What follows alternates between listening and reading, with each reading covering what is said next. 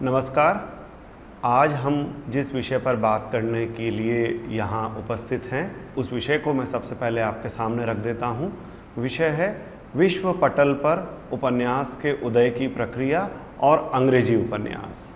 इस शीर्षक में आपने देखा कि दो शब्द मोटे तौर पर आ रहे हैं, उपन्यास और अंग्रेजी उपन्यास।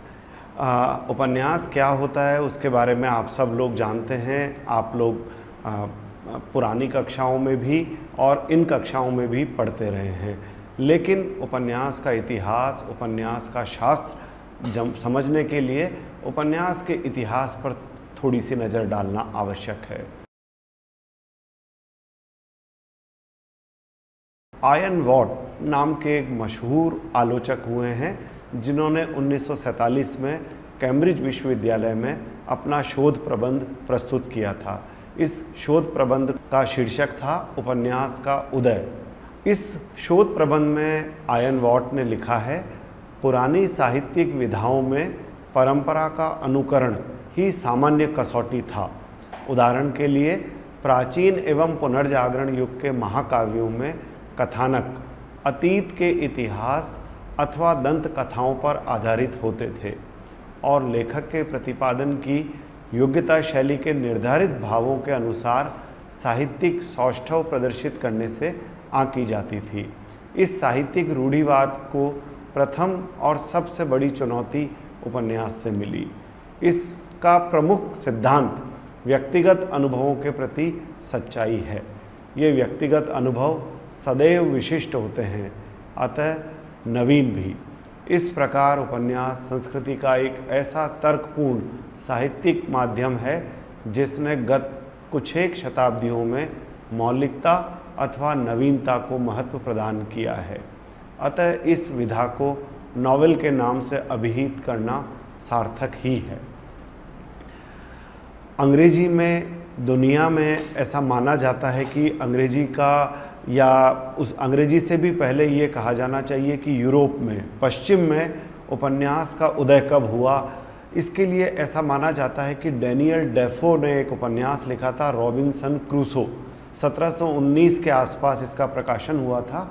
इस उपन्यास या इस किताब के साथ उपन्यास नामक विधा की शुरुआत मानी जाती है। हम समझ सकते हैं इस बात को कि कोई भी कृति, कोई कला की दुनिया में विशेष तौर पर कोई भी कृति के एकदम वैसी ही नहीं होती जैसे कि उस विधा की वो सर्वोत्तम कृति हो अथवा उस विधा के सभी गुण उस कृति में आ गए हों। एक धीरे धीरे एक शुरुआत होती है, एक परंपरा बनती है, एक ये कहना चाहिए कि लेखकों के द्वारा, साहित्यकारों के द्वारा एक अभ्यास की तरह से, एक परंपरा की तरह से उन्हें बढ़ाया जाता है। तो रॉबिन्सन क्रूसो भी इसी तरह की एक किताब है। इसके बारे में मैं आगे थोड़ा विस्तार से बात करूंगा। तो मैंने कहा कि रॉबिन्सन क्रूसो के साथ पश्चिम में, यूरोप में उपन्यास का जन्म माना जाता है। कुछ विद्वान इसे 1740 में रिचर्डसन का एक उपन्यास या एक किताब आई थी, पामेला, इस पामेला के साथ इसकी सही शुरुआत मानते हैं। ये वैसा ही है जैसा हिंदी में हम कहते हैं कि सही मायने में उपन्यास कौन सा है। कुछ आलोचक परीक्षा गुरु के साथ उसकी शुरुआत मानते हैं, कुछ श्यामा स्वप्न के साथ मानते हैं, तो कुछ शुद्धतावादी ऐसे भी हैं जो प्रेमचंद के उपन्यास सेवा सदन के साथ हिंदी उपन्यास की शुरुआत मानते हैं। लेकिन आपने इन उदाहरणों से ये देखा, कोई एक ऐसी किताब या कोई एक ऐसी कृति के साथ हम चीज़ों को शुरू नहीं मान सकते। धीरे धीरे चीज़ें अपनी गति पकड़ती है, अपनी प्रकृति को तय करती हैं। एक बहुत बड़े आलोचक हुए हैं उपन्यास के, अंग्रेजी के, राल्फ फॉक्स। उन्होंने अपनी पुस्तक नॉवेल एंड द पीपल में उपन्यास को पूंजीवादी आकांक्षा का विशिष्ट साहित्य रूप कहा है। इस वाक्य में जो मुख्य शब्द आ रहा है वह है पूंजीवाद। पूंजीवाद क्या है और पूंजीवाद का उपन्यास से क्या संबंध है, इस पर भी हम आगे जाकर बात करेंगे। अभी यह समझना आवश्यक है कि पूंजीवाद या आधुनिक जीवन सभ्यता और पुराने सामंतवाद के में अलगाव के लिए जिन कला रूपों को हम उपकरण के रूप में देख सकते हैं, उनमें एक बहुत बड़ा उपकरण उपन्यास है। सामंती युग में जो सबसे बड़ा कला रूप था वह महाकाव्य था, और जैसे ही आधुनिक काल का आगमन होता है, आधुनिक युग का आगमन होता है, हम देखते हैं कि महाकाव्य जैसी बड़ी कला इकाई तिरोहित होती चली जाती है और उसका स्थान उपन्यास ले लेता है। आकस्मिक नहीं है कि उपन्यास को मध्य वर्ग का महाकाव्य भी कहा गया है। तीसरे जिस व्यक्ति का नाम लेना इस प्रसंग में ज़रूरी है वह है हेनरी जेम्स। हेनरी जेम्स ने भी उपन्यास की परिभाषा लिखी है और उन्होंने लिखा है, उपन्यास एक ऐसा आधुनिक काव्य रूप है जिसमें एक साथ ही कहानी और नाटक, कविता और संगीत, चित्रकला और स्थापत्य सभी का अंतर्भाव मिलता है। हम समझ सकते हैं इस बात को, अगर कोई कृति, अगर कोई कला रूप सचमुच इस तरह का है कि जिसमें हमें एकाधिक कला रूपों का संगम देखने को मिलता है, तो निश्चय ही उस कला रूप का बड़ा महत्व होगा। उपन्यास के उदय के संबंध में कुछ और बातें जो जानने की हैं वे इस तरह से आपके सामने मैं रखना चाहता हूँ। सबसे पहली बात तो ये कि उपन्यास विश्व साहित्य में सबसे कम उम्र की विधा है। कविता की प्राचीनता के बारे में हम नहीं जानते कि कविता कब से लिखी जाने लगी, और ये भी हम कहते हैं कि कहानी कहना तो मनुष्य का बुनियादी स्वभाव है, यानी कि हमें नहीं पता कि कहानी कहने की परंपरा मनुष्य के इतिहास में कब से मिलती है, लेकिन हम ये जानते हैं कि उपन्यास कब से लिखा जाने लगा। तो यह कहना गलत नहीं होगा कि उपन्यास विश्व साहित्य में सबसे कम उम्र की विधा है। नाटकों के बारे में भी 3000 वर्ष पुराना इतिहास मिलता है, जब कुछ मनुष्यों ने समूह में बैठकर लोगों को मंचन करते हुए देखा था। जिस अर्थ में आज हम उपन्यास को जानते और समझते हैं वह मुश्किल से 400 साल पुराना है। उपन्यास के उदय का पूंजी से गहरा संबंध है, जैसा कि मैं अभी अभी कह रहा था, और हम यह भी मानते हैं कि उपन्यास का जन्म यूरोप में हुआ। इस बात को स्वीकार करने में हमें संकोच नहीं करना चाहिए, क्योंकि मनुष्य सभ्यता का इतिहास बताता है कि हम सब ने एक दूसरे से सीखकर सभ्यता का निर्माण किया है।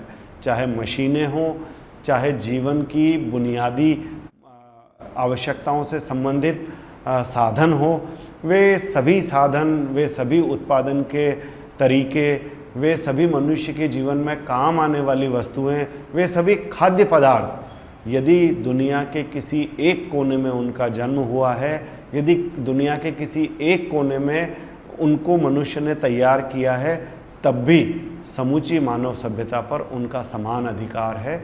समूची मानव सभ्यता के लिए वे बराबर की वस्तु हैं और हम सबका उससे संबंध बनता है। इसी तरह से जो पूंजी की बात अभी कुछ देर पहले कही गई थी, पूंजी से उपन्यास के संबंध को समझना बेहद आवश्यक है। पूंजी किसे कहते हैं? पूंजी को अगर सरल शब्दों में समझने के लिए हम देखें तो पूंजी उस अतिरिक्त धन को कहा जाता है जिसका उत्पादन के नियोजन हेतु और उसकी सहायता से लाभ अर्जित करने के लिए इस्तेमाल होता था। यानी कि आपके जीवन में मूलभूत आवश्यकताओं के लिए, मतलब रोटी कपड़ा मकान के लिए आपको दिन भर में जितना धन चाहिए, उस धन और आप जितने धन में अपने जीवन यापन में संतुष्ट हैं, अपने जीवन यापन को कर लेते हैं, उसके बाद जो धन बच जाता है वह पूंजी है। उपनिवेशवाद के कारण यूरोप के देशों में बड़ी मात्रा में पूंजी जमा हुई। उपनिवेशवाद भी आप समझते हैं कि जब यूरोप के अनेक देशों ने तीसरी दुनिया, अफ्रीका, एशिया, अमेरिका के अनेक छोटे बड़े देशों पर, छोटे बड़े इलाकों पर कब्जा कर लिया और अपने साम्राज्यवादी लाभ के लिए इन देशों को अनेक सालों तक गुलाम बना कर रखा, जैसे कि हमारा देश भारत इंग्लैंड का उपनिवेश था। तो इस उपनिवेशवाद के कारण ये हुआ कि यूरोप के अनेक देशों में बड़ी मात्रा में पूंजी जमा हुई। इस पूंजी ने यूरोप के सामाजिक जीवन को भी प्रभावित किया और पुराने सामंती जीवन के तौर तरीकों में आमूलचूल परिवर्तन इस पूंजी की वजह से आने लगा। उत्पादन में वृद्धि हुई और इसके साथ साथ बहुत सारे आविष्कार भी हुए। इन सारी चीज़ों ने यूरोप के जीवन में एक तरह से युगांतरकारी बदलाव पैदा कर दिए। इन्हीं दिनों में, इसी समय में इंग्लैंड में एक बहुत बड़ी क्रांति हुई।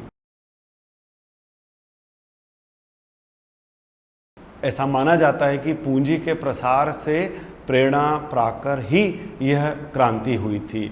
इस क्रांति ने उस पुरानी व्यवस्था को छिन्न भिन्न कर एक ऐसी नई व्यवस्था की नींव डाली जो विवेक पर आधारित थी और मनुष्य केंद्रित थी।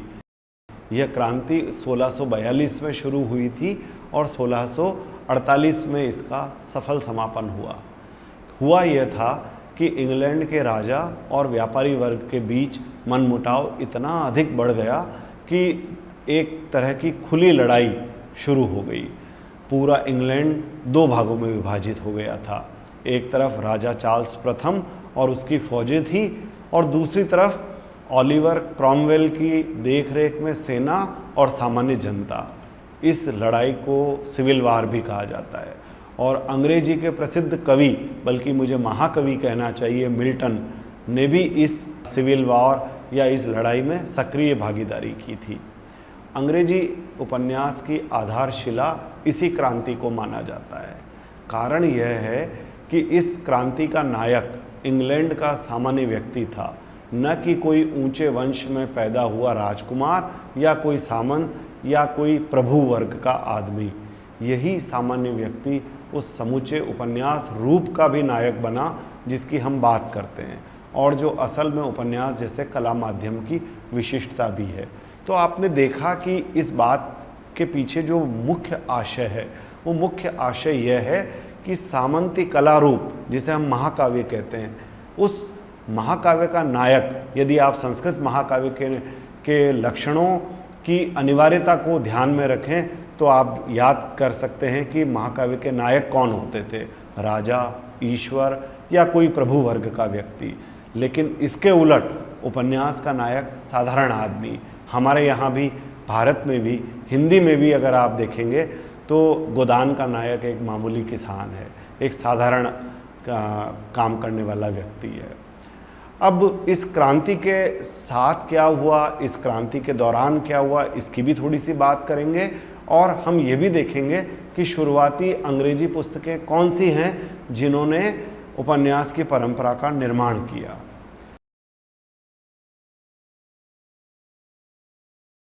ऐसा माना जाता है कि इंग्लैंड की क्रांति के दौरान सक्रिय रहे एक लेखक विचारक जॉन बेनियन इस प्रसंग में सर्वाधिक महत्वपूर्ण लेखक हैं। क्यों? क्योंकि इनकी एक गद्य कृति मिलती है, पिलग्रिम्स प्रोग्रेस। हिंदी में हम कहेंगे कि तीर्थयात्री की प्रगति या तीर्थयात्री की यात्रा जैसा कुछ हम कह सकते हैं। इस गद्य कृति को अगर आप पढ़ें तो इसे पढ़ने पर उपन्यास जैसा आनंद मिलता है। इसका प्रकाशन 1678 में हुआ था।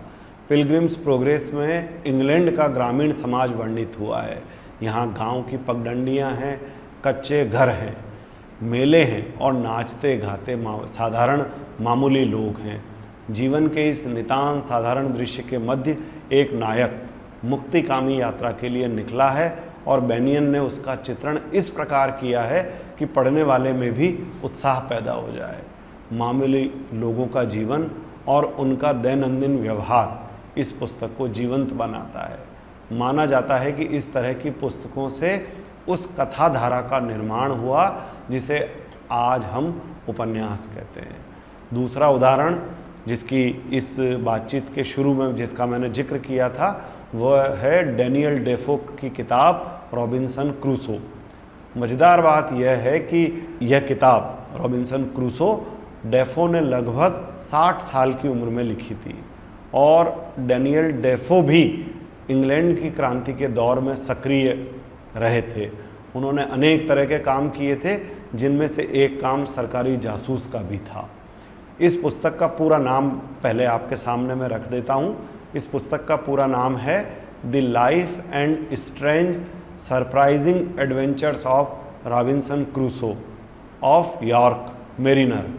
नाम पर ध्यान दें तो यह कृति कथा न होकर जीवनी है। रैल्फ फॉक्स ने इस किताब के बारे में जो लिखा है उसको मैं आपके सामने रखता हूँ।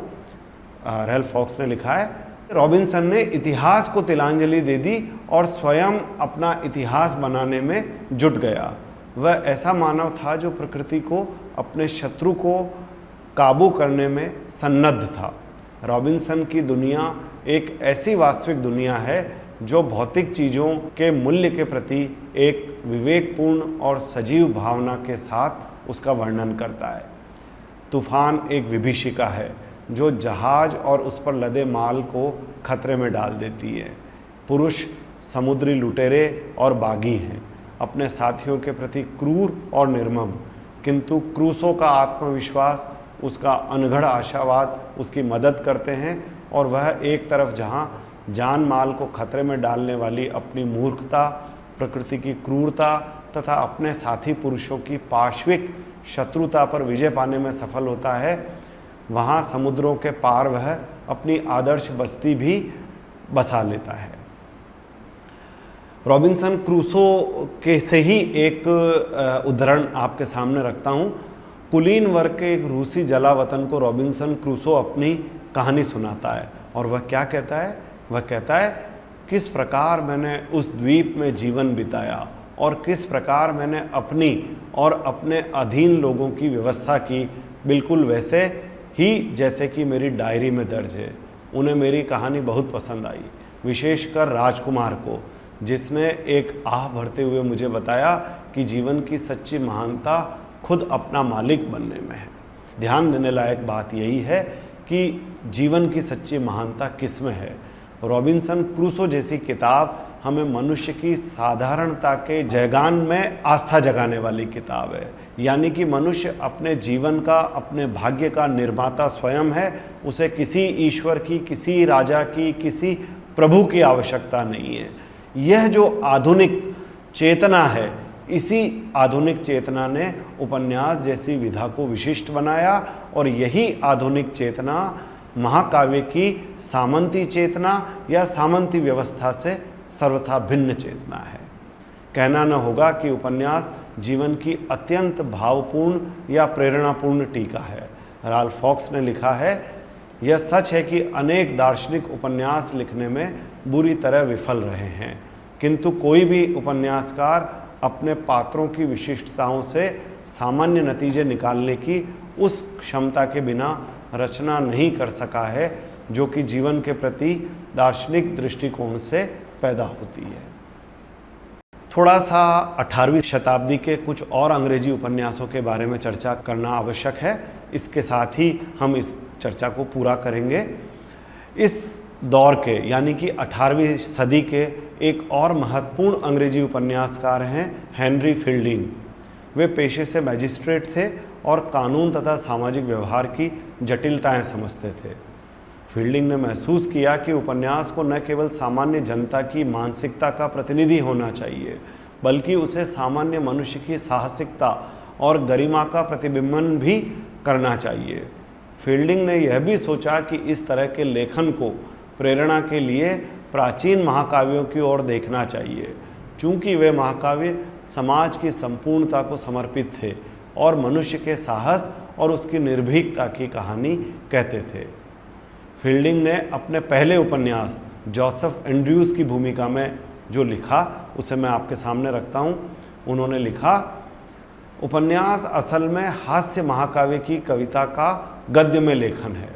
अब ये जो बात है इसका पाश्चात्य आलोचना में बहुत अधिक इस्तेमाल होता है, इस उद्धरण का कि उपन्यास असल में हास्य महाकाव्य की कविता का गद्य में लेखन है। इसका क्या मतलब हुआ? इसका मतलब यह है कि पहले तो इस बात से उपन्यास के मूल चरित्र को समझने में हमें मदद मिलती है। हुआ यह था कि फील्डिंग ने मोटे तौर पर अपना जो सबसे प्रसिद्ध उपन्यास लिखा, जो दुनिया भर में मशहूर हुआ, टॉम जोन्स, उसमें इंग्लैंड के सामंत वर्ग को तीखी आलोचना का केंद्र बनाया और उन्होंने साथ साथ ये भी किया कि धर्म, नैतिकता, समाज, संस्कृति जैसे क्षेत्रों में फैली हुई विकृतियों को भी पूरे तीखेपन के साथ, तीव्रता के साथ चित्रित किया और यह करते समय उन्होंने प्रेम, नैतिकता, साहसिकता को भी नई परिभाषा प्रदान की। इस उपन्यास का सबसे क्रांतिकारी पक्ष यह है कि इसमें फील्डिंग ने ऐसा नायक प्रस्तुत किया जिसका परिवार और कुल अज्ञात है और जिसके उत्पन्न होते ही उसकी मां लोक लाज के कारण एक संपन्न घर की दहलीज पर छोड़ गई। ध्यान दीजिए, जो महाकाव्य का प्रमुख गुण है कि नायक प्रभु वर्ग का होगा, या प्रभु वर्ग का होगा तो जाहिर सी बात है बड़े घर का होगा, कुलीन होगा, जबकि उपन्यास का नायक अज्ञात कुलशील है, जैसा कि यहाँ हमने देखा फील्डिंग के उपन्यास का नायक। शेक्सपियर के यहाँ ऐसे लोग खलनायक होते थे, जबकि फील्डिंग ने इन्हें सामान्य जनता बताया। फील्डिंग ने सही अर्थों में उपन्यास को सामान्य जनता का महाकाव्य बनाया। आखिर में ये कहना चाहता हूँ कि उपन्यास आधुनिक मानव सभ्यता की वह कलात्मक उपलब्धि है जिसमें मानव जीवन के कोनों अंतरों का हार्दिक और तार्किक विश्लेषण करने की क्षमता है। किसी मनुष्य समाज की प्रगति का एक पैमाना उसके द्वारा रचे गए उपन्यास भी हो सकते हैं। अंततः ये सभी उपन्यास किसी एक देश या समाज की उपलब्धि न होकर समूची मनुष्य सभ्यता की ही उपलब्धि है, और इस संदर्भ में अंग्रेजी उपन्यासों का स्थान यहाँ विशिष्ट तौर पर रेखांकित किए जाने योग्य है, क्योंकि उन्होंने न केवल शुरुआत की बल्कि उन्होंने इस कला रूप को अपने किन्हीं भी स्वार्थों के लिए या किन्हीं भी कारणों से कहिए उपनिवेशवाद की वजह से तमाम दुनिया भर के देशों में फैलाया। इसी के साथ यह बातचीत समाप्त होती है। विश्व पटल पर उपन्यास के उदय की प्रक्रिया और अंग्रेजी उपन्यास विषय पर हमने बातचीत की। धन्यवाद।